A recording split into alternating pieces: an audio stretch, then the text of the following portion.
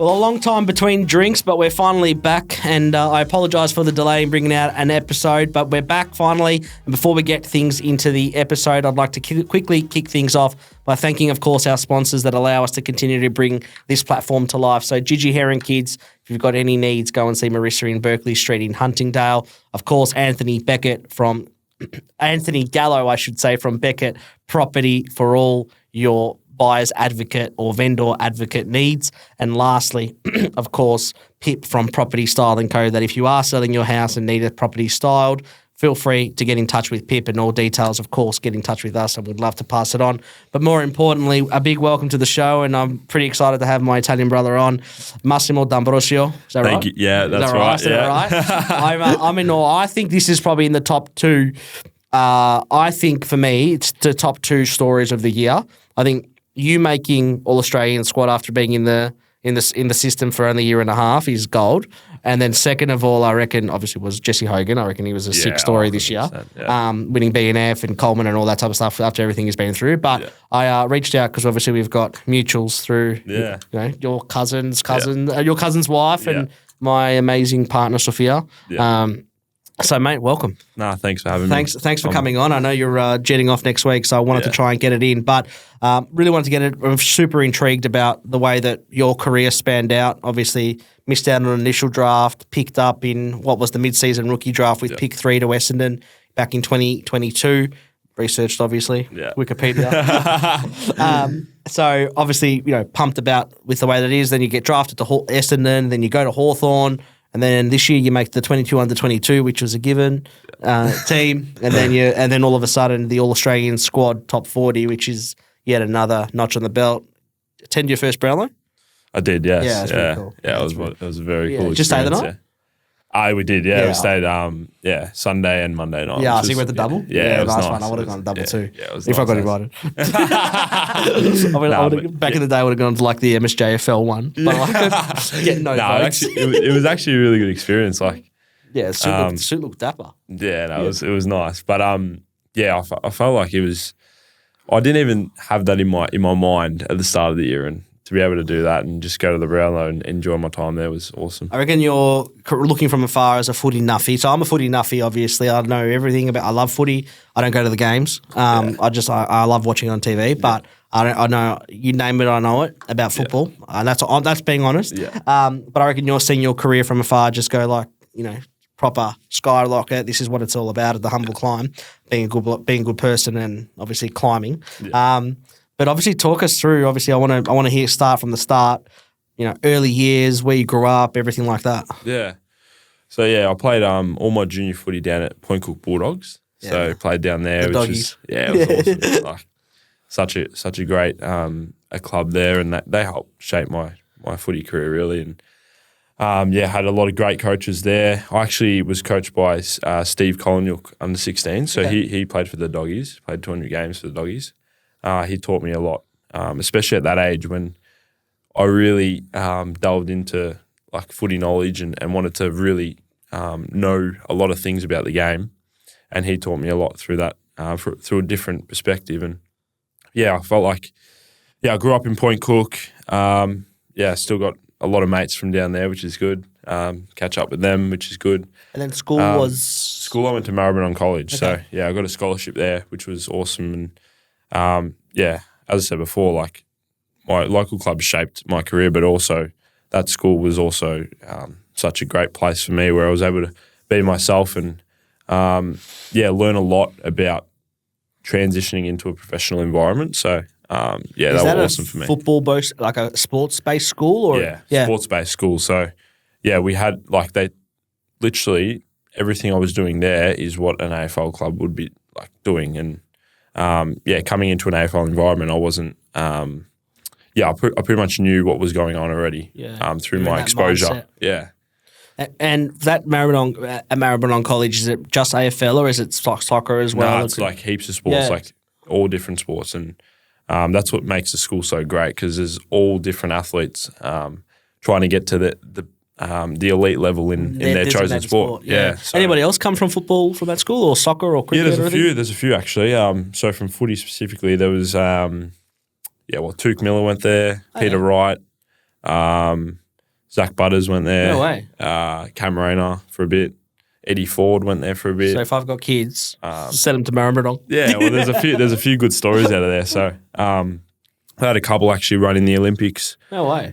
Just recently. So no, they've got a few really good stories from there. Well, Sophie, if you're listening, which you probably are, looks like we're moving to Maribyrnong, honey. Go send the kids there so I can be a groupie. I love it, man. I love it. So you went there, and obviously Italian background. Yeah, Italian background. Amazing.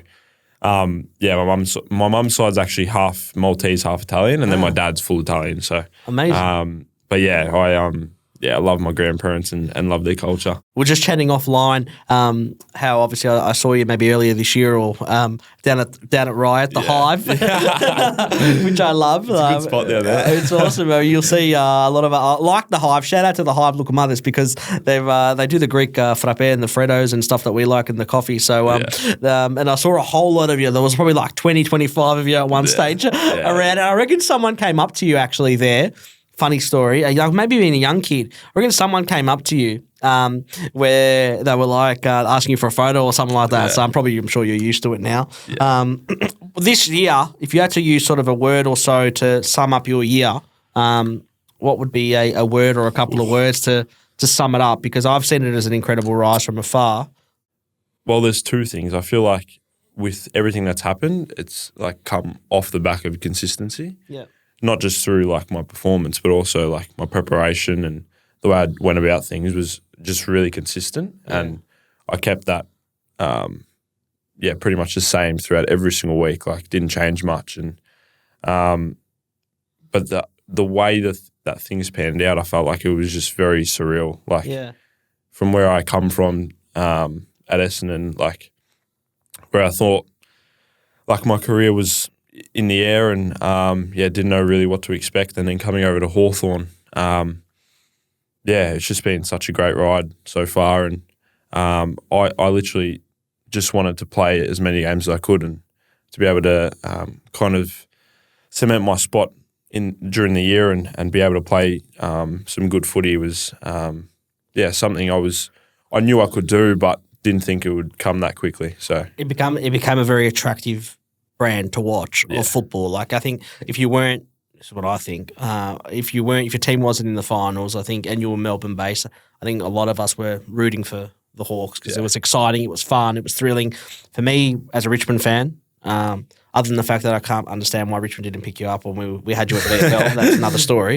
And you're playing VFL, you're literally on our doorstep, and we don't pick you up. But anyway, that's another story. Forget about it. But it reminded me of like the old Richmond, like the old Richmond style of play. Like it was fast, it was quick, it was the forward line was like the Mosquito squad. They were out and about. Like it reminded me of the Castagna and the Bakers and the Boltons back in the day. Yeah. Like it was exciting to watch. Yeah. Hockball all about it. Oh man, the selfies and everything. I love it. It was just fun to play in, really. Like I had so much fun out there. Like it looked it. I've never had when you're working hard. Like sometimes you're just like relief that like it's over. But like every time we like won or the game was over, it's just like so excited about next week already. Like vibes. Just the vibes were up, like so fun. Like we're able to enjoy it so much. And I feel like that's why we're playing good footy, because we found that balance of when to like kind of have fun, but then also like be serious and drive the standards of each other. So it was just really fun to be a part of, and I hope we can just keep going up next year. I reckon if it's sum up in the whole, what is it, the new generation way of speaking and talk, I reckon the Hawks got good riz. Good riz. Good riz. I reckon the Hawks got good riz. I reckon that. I thought of that while I was driving today to, of course, the best podcast studio going around, Roland Media, plug. But I was like, man, now they had riz. They got charisma. They got riz. So, I don't know. I reckon that's the vibe that I'm going with. I'm like, I'm all about the riz. So ultimate riz. Yeah. It was awesome. It was awesome. So obviously we've gone through a bit of things. Everyone obviously started your love of footy with Point Cook and down at the Bulldogs, and chatted off air about another Point Cook local being our mutual friend Paul Tepetsolis. Tall Paul, as we like to call him, or in particular. When did the whole dream, though, or not the dream, but when did it, I guess, become I might actually, like, I want to try and get picked up by an AFL club. Like, when did that start to develop in your mind? I reckon it was it was early on for me. So 15, Yeah. well, I always wanted to get picked up. That was my dream from playing under 8s, really. Like, I just always looked up to AFL players and, really wanted to get the best out of myself and give it the best shot to get to the elite level. And I reckon 15 is probably when I turned the corner. Is that when they start the academies and the Western Jets and all that sort of stuff? Yeah, Western Jets started and all that stuff. But it was more like, in my mind, I just really knuckled down. Like, everything I was doing was because of footy. Like, and I still do now, but that's when it kind of started for me. Like, my diet was so strict. Like, all my running stuff. Like, I just make sure everything was aligned. And I probably learned the hard way, actually, when I was a year on from when I was 15. So when I turned 16, I got stress fractures in my back just from like overload. No way. So I got too obsessed with trying to get the best out of myself and didn't realize that you have to actually rest to, balance it out. And I never really rested. And that's probably why I'm here today, because I was able to kind of learn from that and bounce back. Yeah, it was an early experience. So I had double stress fractures in my back, but not only once, I did it twice. So throughout my 16th and 17th year, I didn't play any footy. Really? Yeah. Well, when I turned 17, that year was COVID. So in 2020, but if there wasn't COVID, I wasn't playing footy. So I missed pretty much a year and a half, a year and 8 months of proper footy. And so is that what they call being a bottom ager? Yeah, so that was my bottom age year, and didn't play any footy. And then when I was 18, we're in and out of COVID, I started getting my body right and felt really good and comfortable in my body, and was really fit, but just didn't play enough footy to be able to get enough recognition. Yeah. And are you playing back then for us? It was Tech Cup. Was it now Nations League? NAB League. NAB League. Sorry. Yeah. And so were you playing sort of when you turned 18? Were you starting to play like Western Jets more consecutively, but obviously not enough to be? Well, I played 9 games of Jets. I didn't miss a game, but because I hadn't played footy for a year and a half, I was still just trying to get the feel back. Yeah, the feel back of footy, and it's hard to just come back from that long and just play really, really good footy and to get picked up and noticed. So and with my kind of physique or body, I feel you got to have something that stands out. And that's when I kind of developed that I was a pretty good kick. Through that year, I was able to learn that, and through that summer, I just worked really, really hard at my strengths and didn't really worry about my weaknesses, because I knew I could nullify that in the coming years. But I really honed in on my strengths and wanted to make them even better, so I could kind of get noticed. And that's what I did. I had a VFL pre-season as well. Is that the one with Richmond? Yeah, with Richmond. Yeah, and how did that come about? So Steve Morris. Yeah.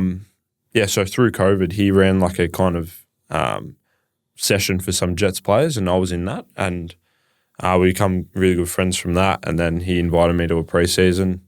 I was able to catch the eye of them and really feel good about myself. I really enjoyed that pre-season. Yeah. Probably shaped my the way I was able to get drafted. And I had a pre-season there and was just able to play good footy off the back of that. Really, I had a full pre-season and I felt really good. And then were you playing consecutively Richmond VFL? So I had a split between that. So I played as a top ager.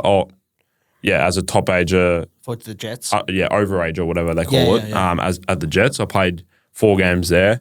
Played really good and and then I went back to VFL, played 2 games. One of them being on the MCG actually against. I remember, I saw the photo. Against Essendon.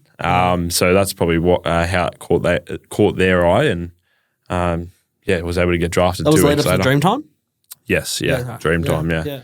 So played in that, and then the week after that, we flew to Sydney to play them, and I tore a muscle in my shoulder, but the doctor there was telling me that I dislocated my shoulder. So I was I thought my dream was over, really. I didn't think teams were gonna take me because of my shoulder, and because it's a mid-season draft, usually teams only take you for that kind of period, like the 6 months or whatever. But yeah, Essendon were able to take me, which was good. Amazing. Had you ever gone to like a draft camp or a state? What do they call it? The state camp? No, I never did any of that. None of that. Yeah, I actually never played in a Vic Metro game. No well, way. I played in trials, but never a game. Yeah. Wow, that's amazing. That is incredible, man. Yeah, so I never played any of that, and I played under 12s Vic. Yeah. The schoolboys Vic. Yeah. It's actually it's crazy how things work, but.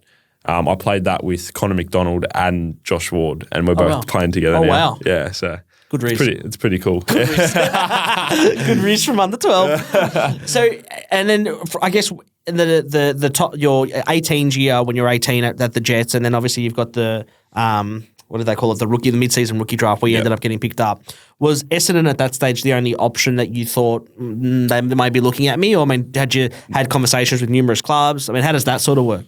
Yeah, so I think heading into the mid-season draft, I'd been contacted by maybe 12 teams. Wow. So yeah, a fair few teams were pretty keen, and I think Hawthorn and GWS were kind of keen at that point that I knew about, and I think Essendon. I met with I had a tour and met with them on the Monday and the mid-season draft on the Wednesday. Yeah. And then I had kind of a feeling, but I didn't.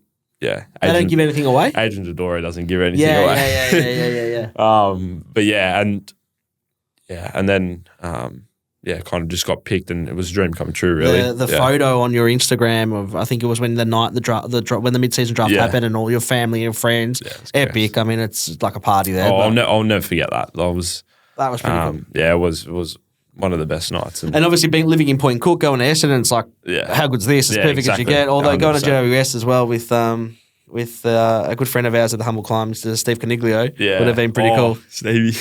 He's a boss. I love him. Best. I love him. He's an incredible person as well. So obviously, you get drafted and everything. And then for me, looking at the outskirts of it all, you've been at Essendon a year and a half. And then I remember, like any other footy nuffy, I'm on, I check trade radio consistently. Yeah. And then when it sees like, D'Ambrosio request trade to Hawthorn, I was like, oh man, this kid's got, no offense, I'm like, this kid's got balls. Like, I like it. Yeah. What was sort of the main driving factor between sort of the Hawks that entice you? Because obviously we can see now a reason why you wanted to go, because obviously incredible youth group of players and youthful, and I imagine, more game time and everything. But what was sort of the main reason with that?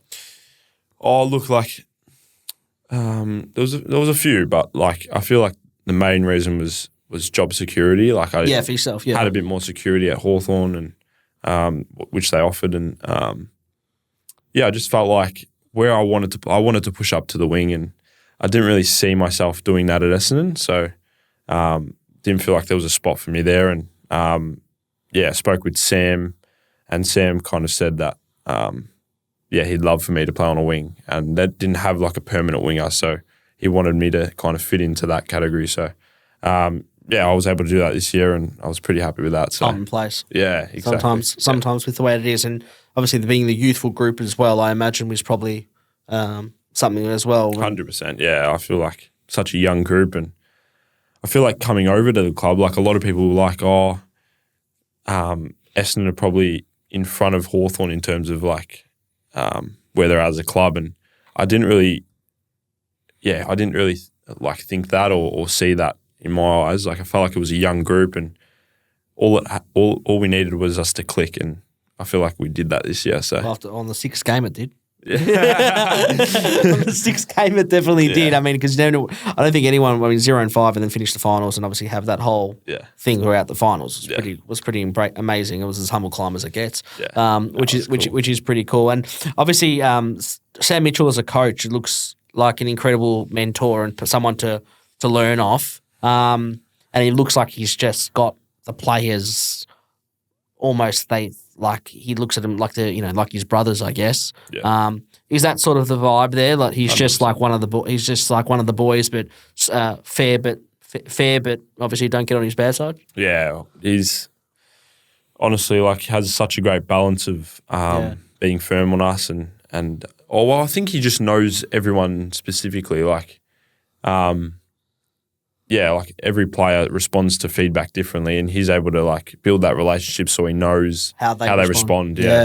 So true. He's just, he's one of a kind, and he's helped me with my year, and whenever I need advice, he's the first person I contact about footy. I think feel free to call us anytime. I think one of the blessings, maybe a part of your career as well, at a young age now, obviously where you're at, is that you've had the best of both worlds from both facilities. Like Essendon's looks elite. Yeah. Used to be, I think Collingwood used to have the best facilities, and they might still have, I don't know. But Hawthorn's facilities look just as elite now, like anyone. And Waverley Park, obviously, I'm based in Oakley, so I'm always driving around there in Mulgrave. And I'm like, man, it's pretty cool. Yeah, that is cool. And Waverley Park's probably a bit smaller than Essendon, but I feel like it's just everything you need there. And Last Piece Cafe still there. Oh, it's awesome. Yeah, that's good. It's awesome. It's a cracker. It's a great little location, and obviously it's working. I think. And what I noticed about the Hawthorn team in particular, for me again, is that it's not that typical team where it's got a standout A grade player. Yeah. I feel like it's more of a team effort versus some of the couple of big names, and then. You got everyone around it. It just feels like it's a lot more balanced as a team. Yeah, I agree, and I think that's where we want to get to as a club, sharing the load, and I feel like everyone plays their part and plays their role. So, like, even for like the BNF, it's going to be tight between 12 players because like everyone just plays their role. It's just one of those years where it's just so hard to nullify one player that's really stood out. When is your BNF at a curiosity? Saturday, tomorrow. Oh, tomorrow. Yeah, tomorrow, yeah. You need a +1 or you're right? No, right. Just thought I'd offer just in case. Don't want you walking by yourself. Just thought I'd check it out, man. That's all. And so talk to me now off-field wise, like footy, like are you studying university or how does that all work? And so I'm doing a sports and business management course, nice. which is good. I can kind of do it in my own time as well, which has been awesome and helping me with my time management and organisation, which is good. But I'm doing that, and that's pretty much it. Like I like spending a lot of time with my family and friends. And were you working at 18, 19? Yeah, I was. What were you doing for a job? I was actually a delivery driver. No way. Yeah. Where at? I was. It was a liquor company, so it was crazy. Yeah, so I was doing that with one of my best mates, and that was good. Just to fill in the time. Fill in the time, really. Yeah, I love it. Did you think to yourself, this is just temporary, or I mean? Yeah, definitely. Yeah. I knew, regardless of not getting drafted in my draft year, I was going to give it. You weren't going to stop. Like I wasn't going to stop. Yeah. I was going to give it everything I had, and it was always going to be my dream. So I was. Are you the first one from like within your family circles to get drafted to an AFL? Like, have you got any generational links? Yeah, it's my first. Yeah, I was the first. Really, that's amazing. That's awesome. So it's pretty cool. Yeah. I feel like you're. I feel like a name like Massimo anyway. It stands out personally. One of my other favourite players, soccer players, was a guy growing up called Massimo D'Ambrosio. Oh, really? There was a Massimo as well. So I don't know too many Massimos, but I think you're the only Massimo in the AFL. Yeah. I think so. Yeah. Yeah, which is pretty cool. Yeah, it's pretty cool. Which is incredible. I mean, you're studying and you're doing things post footy. Is that? And again, I know you've still got many years ahead of you of football, but is the wanting to stay within sport something that you would like to do post football whenever that time may come? Yeah, definitely. I was actually coaching under 14s this year. Oh, really? Down at Point Cook, which is awesome. How did you fit in that all in? So training was twice a week. I was able to fit it in. And game days? Game days I probably got to, there was 14 games and I probably got to, I reckon 10. Really? So yeah, it all aligned, which was pretty good. But yeah, there was some games where I had to leave early because I was going to play and stuff. Those 14-year-olds must love it. Yeah, I loved it more than them, I reckon. Like I honestly, like, it gave me a different perspective as well on footy. And I feel like when I was about 14, I was like, oh, what are AFL players doing? Like, so I was able to give them a bit of advice, and hopefully I just give them one thing to take away. So any little future stars, you think? Yeah, there's a few, I reckon. Yeah, so out of the Point Cook Footy Factory. 100%. I love that. It's actually something I probably would tap into going forward as well. Like, yeah, probably want to be a senior coach one day, but we'll see how that goes. Amazing. Yeah. I love that. I love these whole aspirational stuff. First final series. Yeah, first final series. Exciting. Yeah. Oh, it was awesome. Like, I feel like when you're riding the wave of the season, you don't kind of realize like what's happening until you reflect on it. Yeah. So like when I was playing finals, it was just like, oh, it's just another game. Like let's win, like whatever. But then after, it's like, oh, geez, like I played 2 finals, like 2 AFL finals, and like I could only dream of that really. Like it was something I only dreamed about, and it was awesome really. Like I loved it. First game, who'd you guys been in the elimination? Western Bulldogs. That's right. Yeah, it was awesome. Like 97,000. And I do feel like in finals it's a different feel because you can relate to it now when people say that. Yeah. Like in that Western Bulldogs game, like I think we're up by 33 points at 3/4 time, whatever. And then Bulldogs kicked the first goal, and like I was anxious until the final siren. Yeah. Like it just felt like that because the pressure was still right up. Like nothing really faded away. Like I reckon in home and away games, if a team's down by 40 points, like it just fades away. But finals, like the intensity's there the whole game. So I reckon we're looking again from afar, and then the second game, which again I think a lot of us were like, go Hawks. Let's get the Hawk ball out. And good rears. And I reckon after watching that game against Port Adelaide, I probably didn't realise what an incredible leader you guys have got in James Sicily. Obviously, the whole Ken Hinkley thing, which I don't want you to say anything on it because I don't want you to get in trouble. But I personally taking out of it was like, far out, man, this guy's a good leader. Yeah, he is. He's one of the best. And I feel like he does lead more with his actions, but when he says something, you listen. Yeah. Like, he's an awesome leader.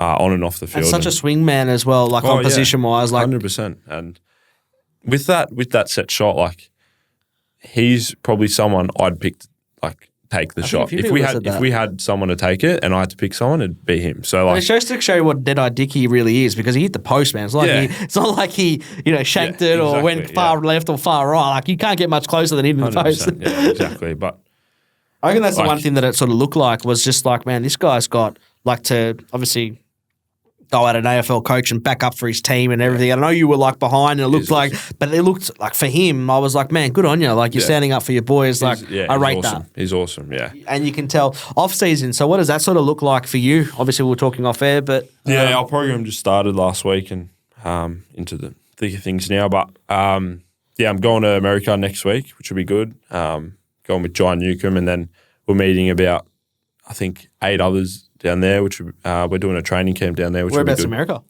America? So we're going a few places, but our training camp's in Dallas, which will be good. Okay. Yeah, it'll be nice. So no time, no Bali with the missus or anything like that? Or? Nah, not this year, no. No, that's all right. That's all right. Maybe you guys can like come on a couples retreat with us next year or something. Oh, I done. Make it up. Me and Soph would love to have you. They're more than welcome. Like we do, like I like to do like the old, but it doesn't work for you. But we like to do the old. We went out to the Mykonos in July or in August or something like that. I think you guys did. Did you do the Greece last or the? Did you do a European holiday last year? Or no, we didn't. We went to Bali last year. Yeah, nice. We'll join you next time anyway, man. And obviously, I mean, in season wise, and I guess it all depends as to when your AFL game is. So I know it changes a lot. Yeah. But is your routine more when it's in season? Is it more structured than what it is now? As an example. Yeah. Well, or off season wise structured. I mean. So I feel like pre-season's pretty hectic. Like I can imagine. We're training like probably 5 times a week, and it's pretty hectic. But it's grueling. Is it everything that they say that it is? Yeah, it's pretty. It's just don't give me a beep test. I hate those things, man. Yeah, it's hard. It's hard. It's very hard. Like, but I think you get the best out of yourselves in those times. So they are good for you, and they shape your season really. So I feel like it's a lot different in season. Like we don't do as much running, and it's a lot more footy based. Yeah. But Whereas off season is, I guess, now pre-season, I should say, when that comes up, is that more okay and time to build the aerobic capacity again? Yeah, it's more pretty much getting your body ready for when we come back, and when we come back, it'll probably be a bit of both, like footy and running. But right now it's just about getting your body right. Amazing. Yeah. Quick one off the topic. The 42 that you had at Essendon and the 16 that you got at Hawthorn, did you have any choice in any of those numbers? The 16 I did, yeah. 42 I didn't, no. Yeah. So, but 16 was what? It was just a number that you liked, or? Yeah, it was just, it was out of, what was it out of? It was 18, 16, there was a few numbers, but yeah, 16 stood out for me. And the reason I say that, when I been under 13s, I played with 16 because of Jonathan Brown. Oh, really? Yeah, I thought I was going to play half forward, full forward. I got like 5 minutes in the forward pocket. They kept on sending me back on the bench. But I used to go 16. So when I saw the 16, I'm like, oh, this guy's got style. I wonder if you thought of Jonathan Brown too. No, I actually wore 16 for 1 year when I was a junior. So that also contributed. 62 at Richmond? 62, yeah. Oh, no, 68. Such a random numbers, man. So I think when you're at a VFL list, like you get all the high numbers because of the AFL boys if they come in. Yeah. It's like Sean Wren used to come in at 52 at Adelaide, the big ruckman. I love it. So obviously you go to America and you do more training there, and then when you guys kick things back again in sort of like, when does that start? November or? Yeah, end of November. So 25th of November, where the 1 to 5 years are back, and then 2 weeks after that, everyone's back. So, yeah, right. It's going to be a quick turnaround. Like, it's going to go quick, but I'm looking forward to the challenge. Amazing, man. So the one thing that we always like to sort of ask questions-wise to a lot of our guests is very similar at the end, and see what responses that they get. But before we get into those questions, I just want to say off topic, like, incredibly awesome to see your rise from afar. You're an incredibly humble dude. Like, I remember when I messaged you. Mate. It's awesome, and I'm looking forward to hopefully getting me some room passes or something next year. Yeah, 100%. And then we'll go down to Vanilla in Oakley. I'll shout you a lunch or something. Plug. For sure. But we'll go down and eat them all whenever you want. And you're obviously, are you an Adidas model now? What's the go? Just not a model, but but Adidas do look after me. Three stripes. Yeah, I love it. I'm obviously an Adidas guy as well, obviously. 100%. We've got to do what we've got to do, but it's awesome to see your rise from afar, man. I reckon you're such an incredible guy, and I can't wait to watch you grow. So I'm proud to know you for sure. But the 3 questions that we always finish off with the end, with all of our guests. If you could have dinner with 3 people, who would it be and why? Tom Brady. Yeah, good one. Obviously, he's a GOAT. Just because, he's a GOAT, but he's also come from nothing, really, and able to be one of the best ever. So, humble climb. Yeah, 100%. I love it. I think he was the last pick in the draft, and then, just his mindset to be able to be the best. I feel like love to pick his brains. Yeah. Elon Musk. Yeah, different because, I just love to pick his brains and, You want a free Tesla? just how he was able to build his wealth and his knowledge about the world and how things work and stuff. So probably LeBron James. Yeah, makes sense. Yeah, I actually got to meet Carmelo Anthony the other day when he was down. Oh, down. That was pretty cool. That would have been cool. Yeah, LeBron. But I feel like those 3 people, they're just the best at what they do, really. So. Thought you would have gone no Francesco Totti's, no Fabio Cannavaro's, nothing like that. Actually, Cannavaro's coming down this month if you're around. Oh, really? Yeah, my mates of mine are bringing him out, so I'll speak to you off air. Oh, yeah. Sure. Proudest moment of your life? The proudest moment for me was when I was about 16, or when I had my stress fractures, I found a different avenue to life, really. Yeah. And that avenue was kind of helping others that less fortunate. And every year still, I go in my own time, in the city and try to find homeless people and give them food and whatever they need, really. And that's probably something I'm really proud of, just being able to not think about footy when I had my stress fractures and being able to find something else that I really loved. And now I still carry that. Are you still doing this? Yeah, I still do it, yeah. Which is pretty good, yeah. Are you going there by yourself or? I started off going with mum and dad, but yeah, now I just go on my And own. was it your idea to mum and dad to say, hey, look, I want to do this? Yeah, it was. Yeah, now I'm in contact with a few kind of homeless agencies or whatever, and trying to figure out something that we can do together. And So it's a passion of yours? yeah, passion. Yeah, Incredible. I just really want to help the less fortunate, really. And I know a lot of people that are on the streets don't actually do it to themselves. So it's not chosen, but they just need a bit of help. So yeah. I reckon this episode's going to blow up, Brayden. What do you reckon? I reckon it's going to blow up because you get to see, and this is the whole part of the podcast, is getting to see a footballer on a different side. Yeah, and that's what I really felt like.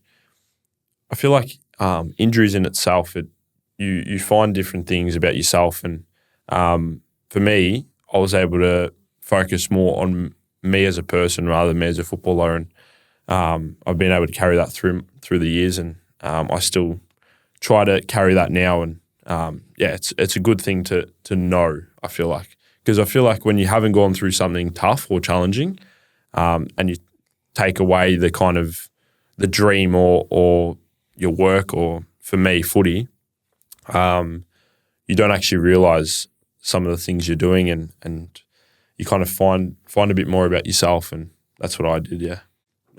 You're 21? 21, yeah. I genuinely wish I had your head on my shoulders at 21. Oh, thanks, It mate. took me till about 27, 28 to have that type of mentality. Yeah. And yeah, that's awesome, man. Nah, thanks, mate. I actually genuinely love it. No that. words on that. I can actually see why you're going to be successful in whatever you do. Thanks, mate. Appreciate last one. Ideal retirement destination. Time and destination. Maybe Caniglios in Sardinia or something. Yeah, probably somewhere in Italy, definitely. Definitely somewhere in Italy. But Would it be? yeah. But my dream is having everyone who supported me with me, and that'd be my dream. Like, even now, after every season, I try get to everyone who supported me and try give them a bottle of wine or something just to say thanks for their support or whatever. So it's just something I love doing, and I really value that stuff. So something about me, a bit about me as a person. Man, Yeah. you're a rock. Honestly, man, you're a rock star. I love it. I love everything about it. It's because this is what I love, and I don't know what it was. I'm obviously a big man of faith myself. Me too. Yeah, there you go. Yeah. And so obviously together we're both, we're quite religious, and I feel like sometimes, not to sound preachy, but I feel like sometimes God puts people in their places together. And that's sort of the journey that we're on in our life, and meeting you is hearing what you're saying is what we do. I just find it incredible that I've got to meet you. So I'm actually over the moon about it, and I really, really appreciate you coming on because you've been so open and honest, and I sit here in shock because I've got to know someone that we've got so much in common about, which is really cool. Man. So I won't be a groupie, but I'll probably be at your place tonight. Yeah. Yeah, come for dinner. Right. Sorry, honey. But a massive, massive thank you to obviously coming on, man. Best of luck with the off season. Best of luck in America. Behave. That'd be good. I don't think you need to be told that, obviously, but enjoy it, and then I'll probably see you down in Ryan, no doubt. So we'll hit each other up down at the Hive. Yeah, I'll definitely. go get you a Freddo. Have you ever had a Freddo espresso? No, Coffee, I haven't, great no. coffee. Yeah. Leave it to me. We'll sort it out for us. We'll sort it out. A massive thank you to Mass for coming on. A huge thank you to our sponsors once again: Gigi Herring Kids, Anthony from Beckett, and lastly Pip from Property Society. Massive thank you for continuing to fund and not fund, but assist us in this project that we're doing and our beautiful initiative. So thank you so much. Podcast as per usual: YouTube, Spotify, Apple Podcasts, wherever else you get it. Have a look, and we can't wait to continue to bring you more guests before the year wraps up. That's a wrap.